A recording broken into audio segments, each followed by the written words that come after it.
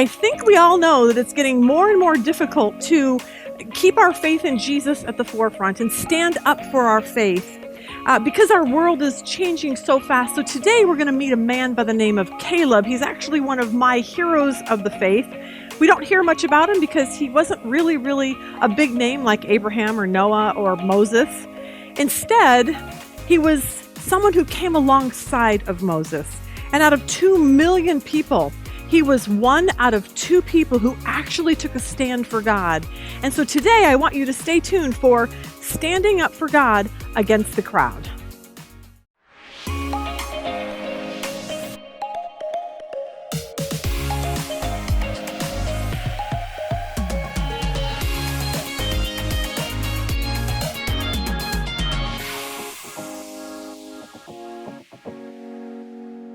We are working through a series called Been There, Done That. And the goal for this series is so that we can learn from the men and women in the Bible who have been the places where we are, done the things that we've done.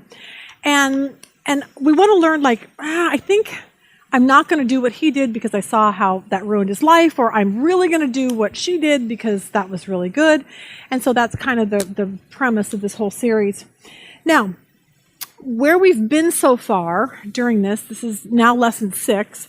So for the first 5 lessons, we've talked about big names like, Noah and Abraham, Elijah, David. Last week we talked about Moses.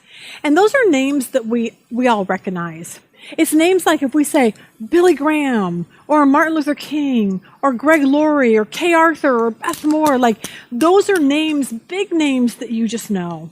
And those people are famous to us. They're recognizable names like the big names of the Bible that we've just talked about. But what I want to talk about today is someone who isn't that famous. But a lot of people don't even know this person's name, but we want to learn from him because he's so awesome. There's so much that we can learn from him. And we would consider was maybe a nobody. And see, there's a lot of people that feel well, I'm just a nobody. But you're you can't look at it like that. Because God uses everybody in different roles. And I was thinking about, what about Billy Graham's Bible teacher? Or who came along, Kay Arthur, and helped her learn the Word of God? And see, that's what we have to look at. All the people that you see, the Billy Grahams and the Greg Lauries, somebody was behind the scenes, helping them, giving them their start, giving them their first speaking engagement. And we take that on into the world. Let's talk about surgeons, famous surgeons. Do we know the names of the nurses who work tirelessly alongside of them for 10-hour surgeries? We don't know their names. Do you know the mechanic who worked on the airplane that you just got off of? I mean, thank the Lord that you made it, but it was really because of someone behind the scenes who knew what he was doing. What about the police officer who saved the life of that person in the car accident because he showed up and he did what he needed to do and saved their life? We were in California this summer. We're on our patio and we're watching the ocean and the people and all that.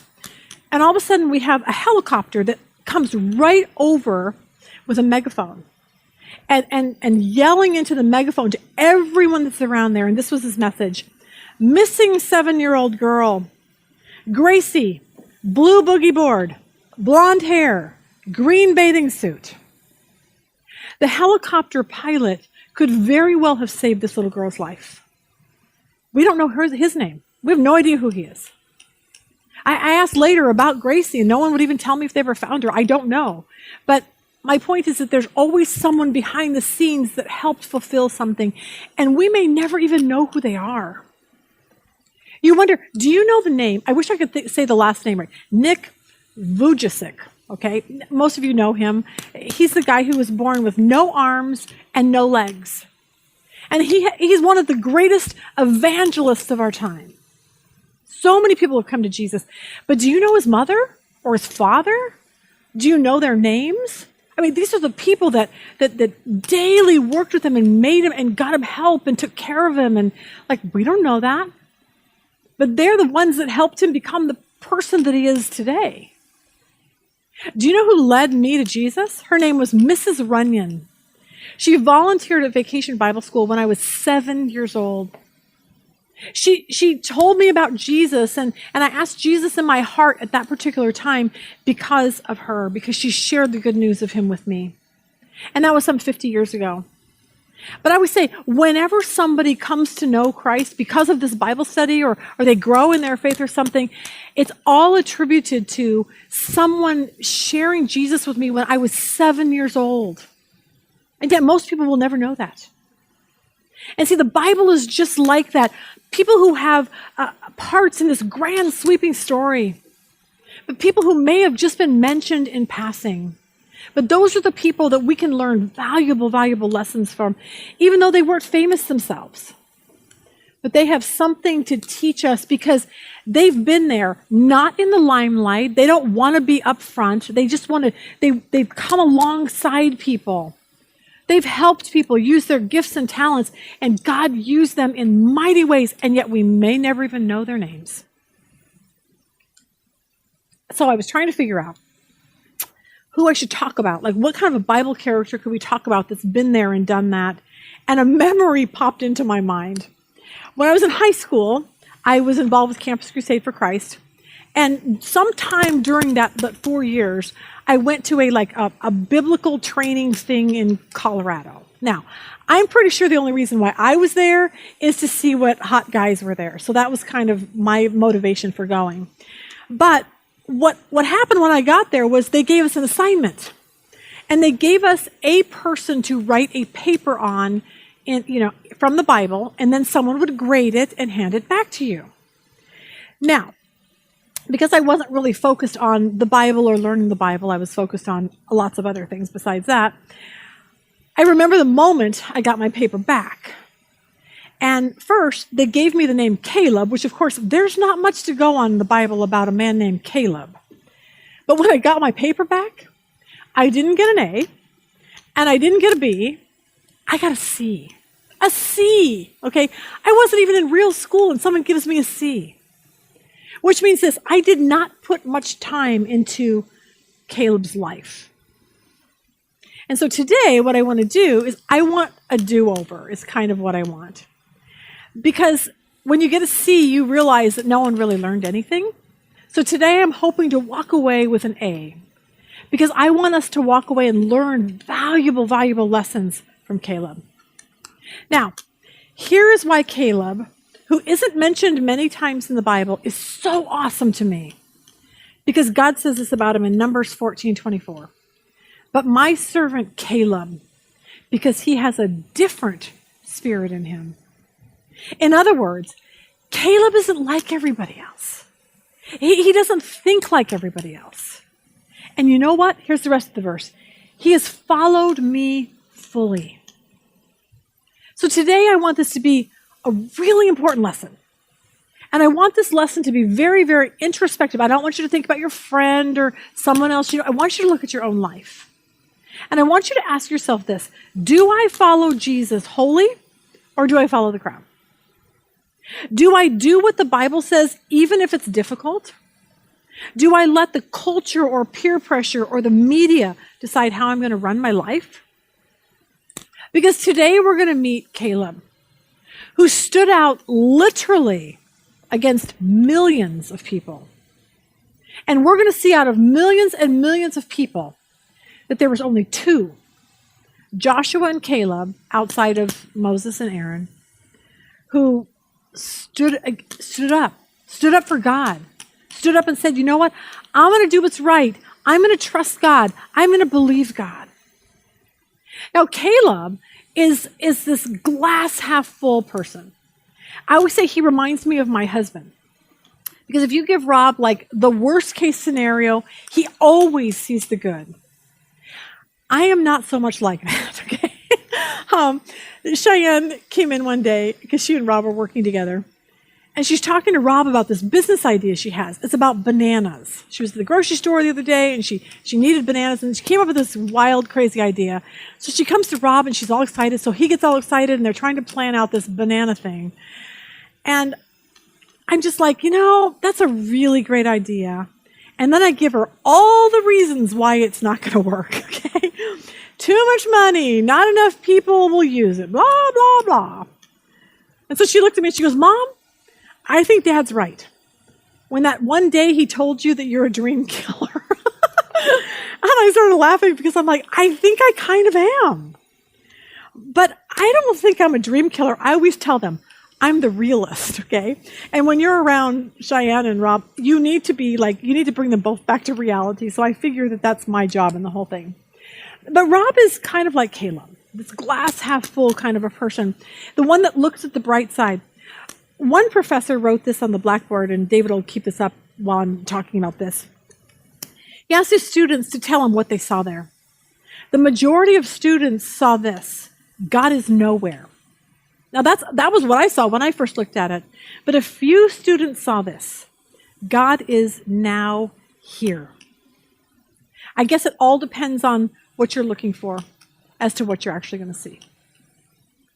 So let's learn some lessons from our friend Caleb. We first come across him in Numbers in the Old Testament, and we meet him because he's part of this group we know as the Hebrews, the Israelites. He was one of the slaves that was in Egypt in bondage when Moses shows up. So this kind of gives you an idea. Last week we talked about Moses, but when he went to go say, let my people go, one of those people that needed to be let go was Caleb. So God tells Moses to go tell Pharaoh to let his people go. And then, of course, God rains down miracle after miracle, the Nile turning to blood, the hail, the gnats, the frogs. And eventually, after the last plague that kills every firstborn son, Pharaoh says, go, get out of my presence. And that's where Caleb was. He was one of those that walked out of Egypt after Moses. He grew up with parents who were slaves, grandparents were slaves, and he was most likely a slave himself. Now, at the time that Moses went to get them out, Caleb was probably about 40 years old. So he was pretty sucked into that whole culture at that particular time. But Caleb was there. He was there when Moses showed up. He was there when God rained down all the plagues on Egypt. Caleb was there when all 2 million people marched out of Egypt. Caleb was there when God parted the Red Sea. He was there when the Israelites walked through the sea, and then the Egyptians came after them, and then the water came over and drowned them all.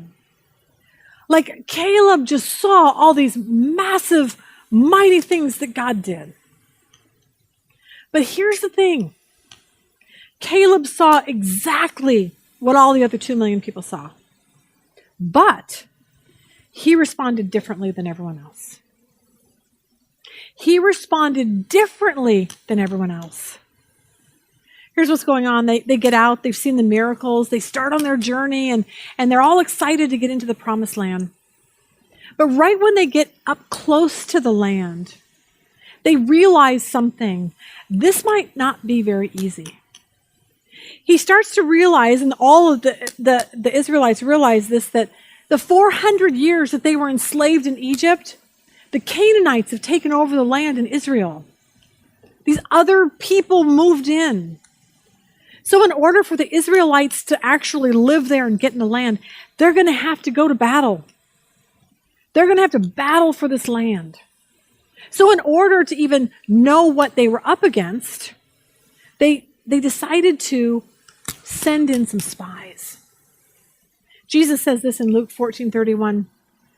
Or what king would go to war against another king without first sitting down with his counselors to discuss whether his army of 10,000 could defeat the 20,000 soldiers marching against him? It's like, before you do something, you better know what you're getting into. So God tells Moses this. Numbers 13, and the Lord spoke to Moses, saying, send men to spy out the land of Canaan, which I am giving to the children of Israel. From each tribe of their fathers, you shall send a man, every one a leader among them. Someone wrote this, it made me laugh. Speaking of spies, don't be worried about your smartphone or your TV or your Alexa spying on you. He said, your vacuum cleaner has been gathering dirt on you for years. So this is who would be the spies. Remember we talked about Abraham. Abraham has Isaac. Isaac had Jacob. Jacob has the 12 sons. So each one of these 12 sons, their descendants would eventually get a portion of this land. And so if you look at this map here, you'll see, like let's say, Asher or Judah or Simeon, they each have a portion of the land once they eventually get in there. But each one of these tribes, they had a leader from each one of those people groups. And so as we see in verse 6, from the tribe of Judah, it was Caleb, who we're talking about. Verse 8, from the tribe of Ephraim, you have Joshua. Verse 16 says, these are the names of the men whom Moses sent to spy out the land. Here was their instructions. Moses sent them to spy out the land of Canaan and said, go up this way into the south, go up into the mountains, see what the land is like, whether the people who dwell in it are strong or weak, few or many, whether the land they dwell in is good or bad, whether the cities they inhabit are like camps or strongholds, whether the land is rich or poor, whether there are forests there or not. Be of good courage, bring some of the fruit of the land. Now the time of the season was the first ripe grapes. So in other words, go all through Israel, north to south.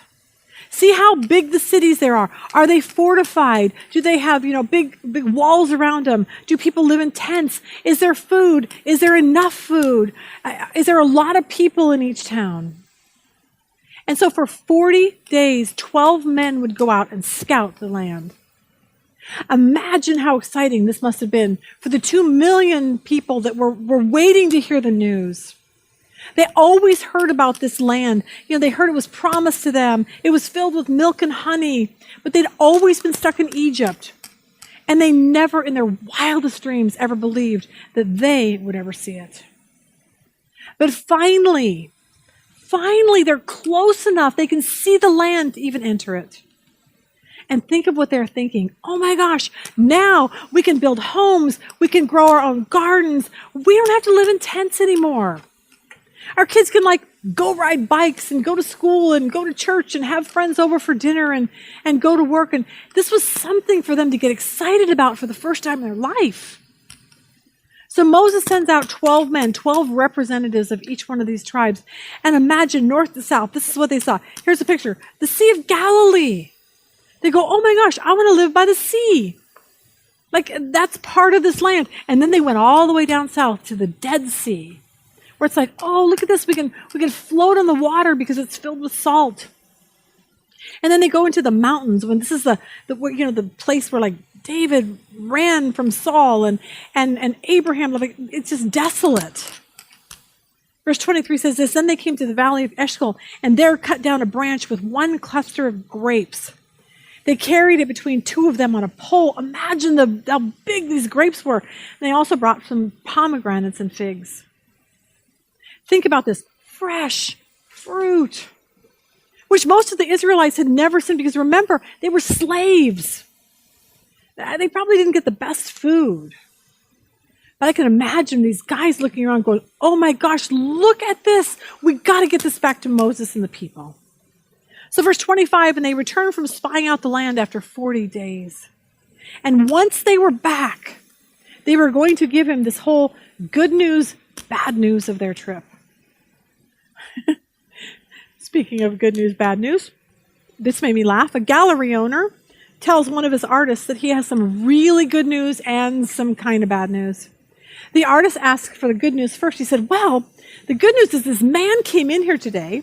He asked the price of all your paintings and asked if the price would go up after you died. And he said, I told him that you would. That's what happens when someone dies and they're an artist. And so he bought every single one of your paintings. Elated, the artist is like, oh my gosh, that's great news. What could the bad news be? And he said, well, evidently the man was your doctor. All right, verse 26. Now they departed, came back to Moses and Aaron and all the congregation of the children of Israel in the wilderness of Paran and Kadesh. They brought back word to them and to all the congregation and showed them the fruit of the land. Then they told him and said, we went to the land where you sent us. It truly flows with milk and honey, and this is its fruit. So first they give him the good news, the optimistic news, the exciting news. But then you always know what happens next. Here it comes. But, nevertheless, the people who dwell in the land are strong. The cities are fortified and very large. Moreover, we saw the descendants of Anak there. In other words, the city have tall walls and lots of guards and all the people that are there. It looks like they work out at the gym every day, like this picture right here. This is what these guys saw. Like, this is what they're going to look like, someone who worked. And then I put a picture of what I would look like if I worked out at the gym. So here's a picture of this. So this kind of made me laugh. Yeah, that would be me. So no one would be afraid of me if I were there. But their problem is they had this whole, we can't possibly overpower these people. They're descendants of Anak, the real tall, the warriors. And they continue on who live there. The Amalekites, they dwell in the south, the Hittites. He goes through this whole list of all the people that live there. And their report was filled with negativity. Negativity. So they give their report with all the negatives about the land. But here's what we learn about Caleb. After 40 days and everything he saw, large, scary descendants of Anak. And look what he says in verse 30. Then Caleb quieted the people before Moses and said, let us go up at once and take possession, for we are well able to overcome it. Caleb stands up to all these other men and says, serious, guys? Of course we can take possession of this. Do you not remember what we just got out of? Like, God has just shown us how powerful he is. He got us out of Egypt. He rained down all the plagues. He like, what are you guys thinking? And that's why I think Caleb was so different. And why he had a different spirit, because Caleb believed and trusted that God was powerful and on their side. He saw a future that God promised them, but somehow everyone else couldn't see it. Walt Disney never lived to see the opening of Disney World.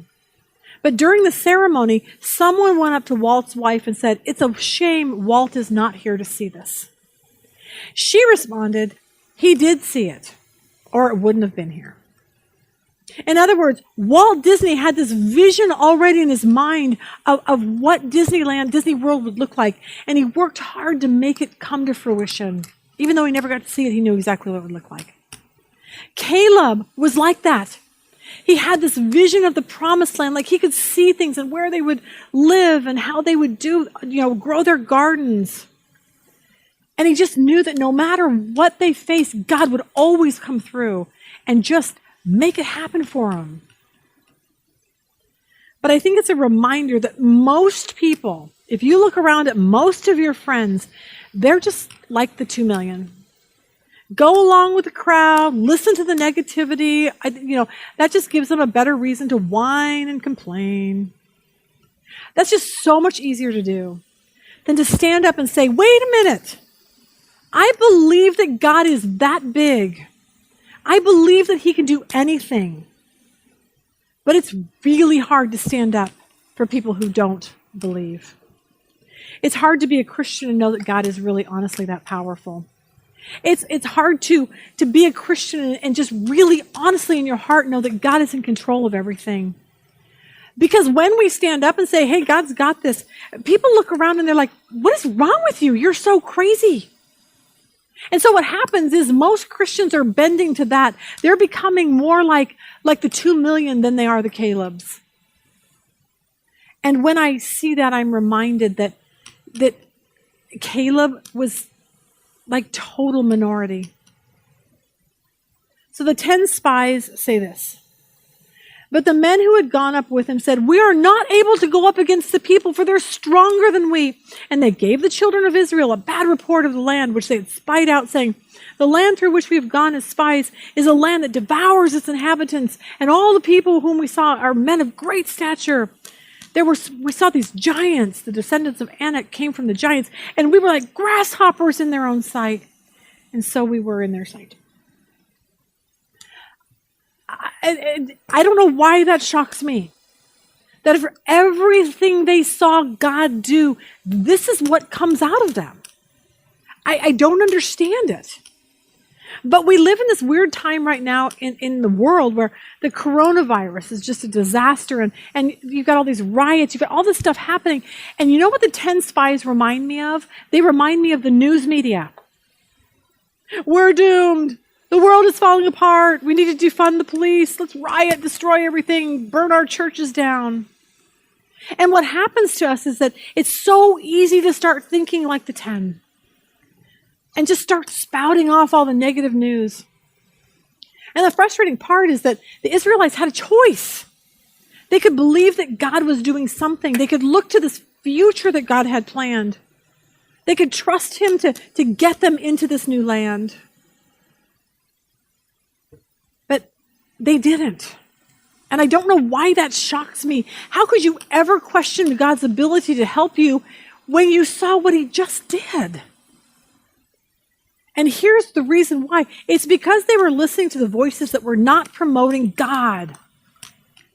And you know what? We're seeing this more and more and more with social media and Facebook and Instagram and all this horrible stuff. And what happens is people want to start believing things that they're hearing on the internet than they actually do what the Bible says. People don't want to open their Bibles. They don't want to do what God has to say. They want to tell people that they're Christians. But they want to just do whatever feels right to them, even if God says it's not. And see, we see this number of people that say they're Christians, and yet they're not acting like Christians, and they're not even, they're like the 2 million. They're not even on God's side, even though they say they are. They're not. And when I start seeing this stuff, and I see it on Facebook, and I see it all these places, I get so frustrated. But then I remember Caleb and Joshua. That there really, really are people out there who follow God wholly, who have a different spirit just like Caleb. But if you are going to be a Caleb, this is what you need to know. When you become a Caleb, you will never be popular. You will be laughed at. You will have this sense of persecution from your friends, neighbors, coworkers, family, and they'll look at you like you are a total nutcase. Because you believe in the Bible and you believe that God can. And Moses and Caleb and Joshua and Aaron, all 4 of them were going to feel the sting of this. Numbers 14:1 says this, so all the congregation lifted up their voices and cried, and the people wept that night. You're like, what in the world could they cry about? They got out of Egypt. There's this great land. But here's why they cried. Because they focused on the problem instead of God. And when we do that, we start feeling sorry for ourselves. We start feeling anxiety. We forget that God is really honestly that big. The Israelites were listening to 2 million. We're listening to something that Donald Trump has coined this phrase, fake news. Fake news was going on all the way back in the days of Moses. Look at verse 2. And all the children of Israel complained against Moses and Aaron, and the whole congregation said to them, if only we died in the land of Egypt, or if only we had died in the wilderness. Can you even imagine someone saying that? Why has the Lord brought us to this land to fall by the sword, that our wives and children should become victims? Would it not be better for us to return to Egypt? Are you joking? Is that true? God just miraculously saved them out of Egypt, parted the Red Sea, shows them the land, just so what? They could die in the wilderness? I'm sorry, that's fake news. There was no truth in that whatsoever. I laughed how easy it is to do the whole fake news thing. This happened in California this summer. We stay at this one condo. So whenever I walk, there's always these lizards and snails, by the way. But the lizards, you're walking and they cross the little path or whatever. And we've been going there for probably, 20 years. So I'm walking back and I look down to see something I have never seen before. A snake. And we have a snake in Arizona. I didn't think there would be one at this condo place near the ocean. So it had a yellow stripe down its back. And like I said, I've never seen anything like it before. So I come back to Rob and I go, oh my gosh, I just saw a snake. It had a yellow stripe down its back. I think it was trying to attack and kill me. Not that I'm dramatic or anything. He's like, serious? I'm like, well, no. I actually think he was trying to get away from me and hide in the bushes. And Rob just looks at me like, wow. But see, the snake is trying to kill me. It makes for a much better story, and one in which I could have made a big deal about. I could have put that on Facebook. I could have run around the condo and warned people of this killer snake. Everyone could get together. We could have a snake, look for the killer snake party. But it wasn't true. That was fake news. And the truth is, I probably scared that poor snake worse than he scared me. But it's easier to believe something that is negative and not true than it is to believe something that's good and true. See, I got so tired. The problem with the coronavirus that makes me nuts is I'm so tired of all the negative news. I'm so tired of hearing this many people died, this many people died, and everyone's panicking, it freaks everyone out. I kept thinking, why doesn't someone get on there and tell us how many people lived? Now, when I put this lesson together, it was a long time ago, so these numbers have changed drastically by now, but think about this in New York. There's 19 million people who live in New York. At the time that I put this lesson together, there was 383,000 confirmed people who had coronavirus. Now, I know that number's off the charts now, and at the time, 30,790 people died. And I'm like, why wouldn't somebody say 383,000 confirmed deaths, but 350,000 people lived? See, it's just much easier to just be like, duh, death, everything's bad, bad, bad, bad, bad. Arizona, 7.2 million people. At the time, there was 32,918 confirmed cases of people with coronavirus. We only had, at that time, 1,144 deaths. I'm like, why wouldn't someone just say, out of 32,918 people, guess what? 31,000 of them have lived. But see, for some reason, it's just so much easier to watch the news and listen to the negative and then freak out and get all riled up and write things on Instagram and spread fear around. And what we learned about this with Moses is nothing is really new under the sun. Because the same fake news, negativity stuff was going on in the wilderness with Moses thousands and thousands of years ago. So someone in this group gets this bright idea. Verse 4. So they said to one another, let us select a leader and return to Egypt. We don't like our leader. We don't like Moses and Aaron. And we do that. We don't like our pastor. We don't like our husband. We don't like our boss. I don't like our president. Let's go back to our old church. I don't like the new guy. Let's go back to being single. Let's quit our job. See, this scenario can go so many different ways because here's the deal. It's easier to go back than to work through the difficult stuff going forward. I will tell you this, it is way, way easier to walk out of a marriage. You don't even have any biblical grounds as a Christian, but it's way easier to walk out because you know what? Life just seemed so much better back then when I was single. See, it's so much easier to go back to living with that person, even though God says, I'm sorry, you're not married, and you can't have sex, and blah, blah, blah. But you're like, but I've been living with him for so long, and it's so comfortable, and financially it's so much easier. See, it's just so much easier to go back to something you're used to instead of going, wait a minute, I'm going to stop and trust God. It's easier to go back to that abusive boyfriend because that's all you know. And you're like, I'm just sure he'll change. No, he won't. It's easier to go back to that than to trust God to move you to a new and safe place. It's easier to go back to the addiction because it's just so much easier to pick up that drink or watch that porn or whatever it is. It's just so much easier to do that than to stop and say, you know what, I got to work through these steps to get better. For the Israelites, it's so much easier to go back to what? What?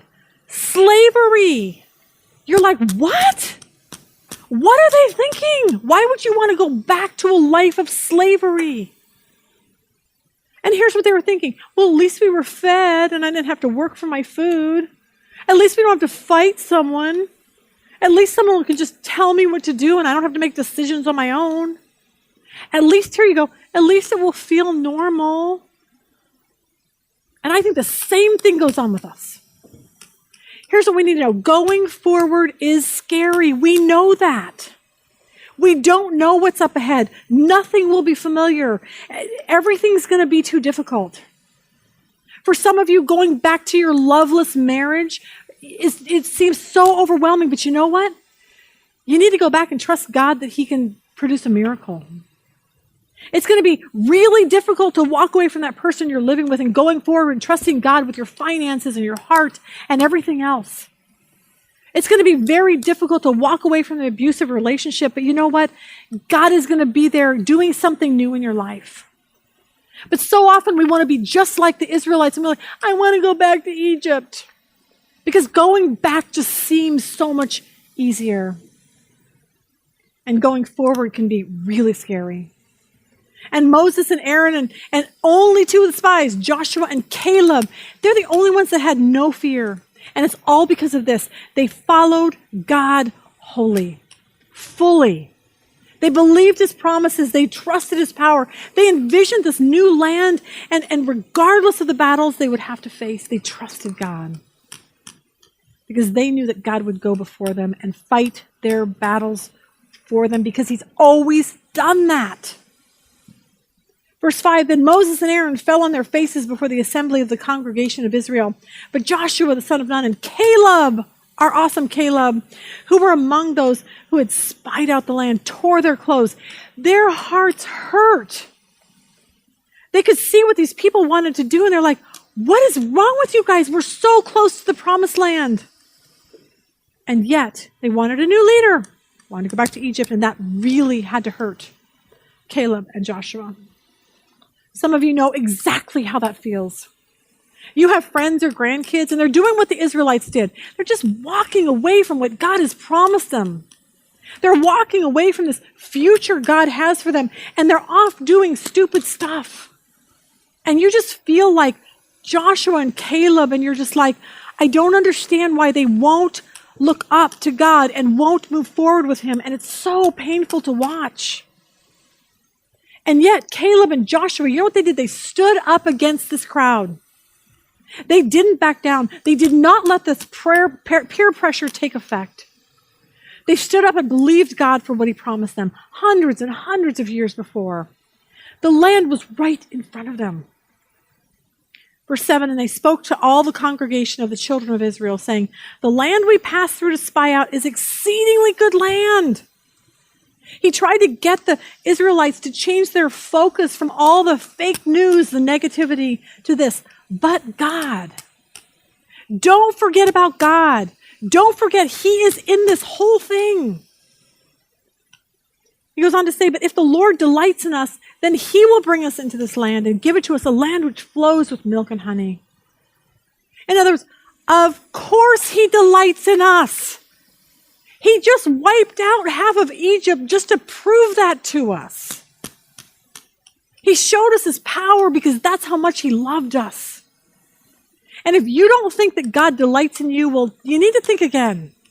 Because God sent Jesus to die on a cross to save you so you could spend eternity with him in heaven. Don't for 1 minute think that God does not delight in you. And then Caleb and Joshua warn them and say this, only do not rebel against the Lord, nor fear the people of the land, for they are our bread. Their protection has departed from them, and the Lord is with us. Do not fear them.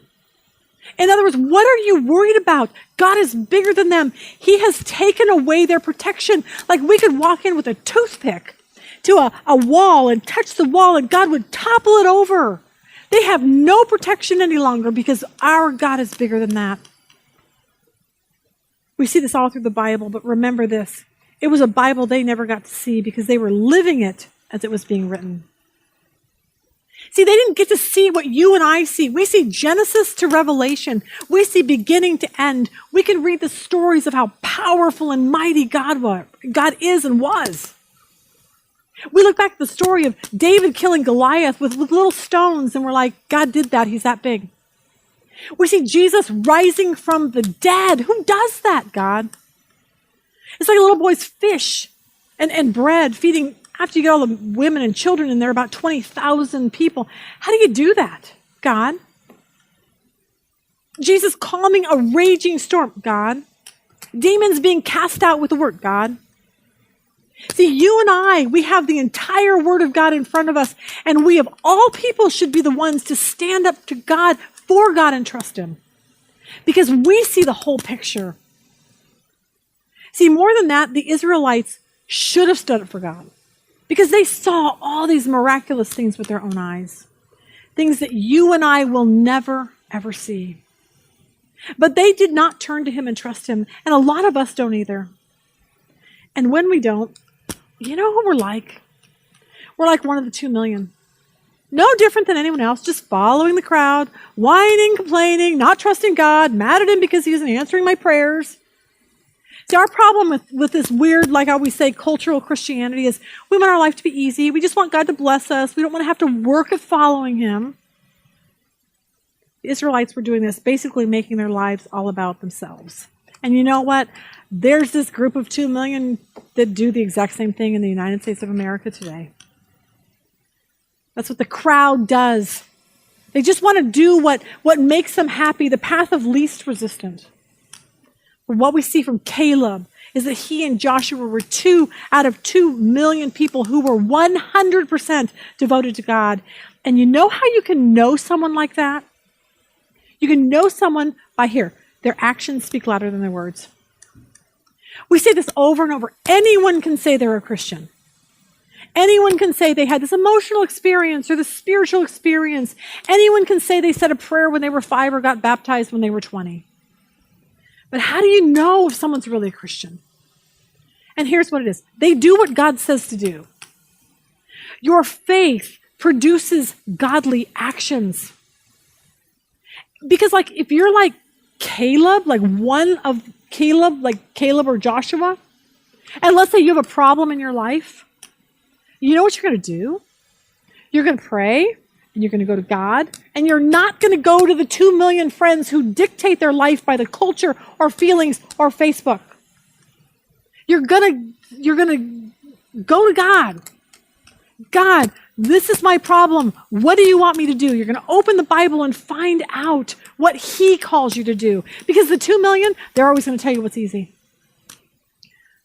They'll be like, hey, you should steal that from your office because you need money. I don't know. What does God say about that? The 2 million will say hey, you should leave your husband. What does God say about that?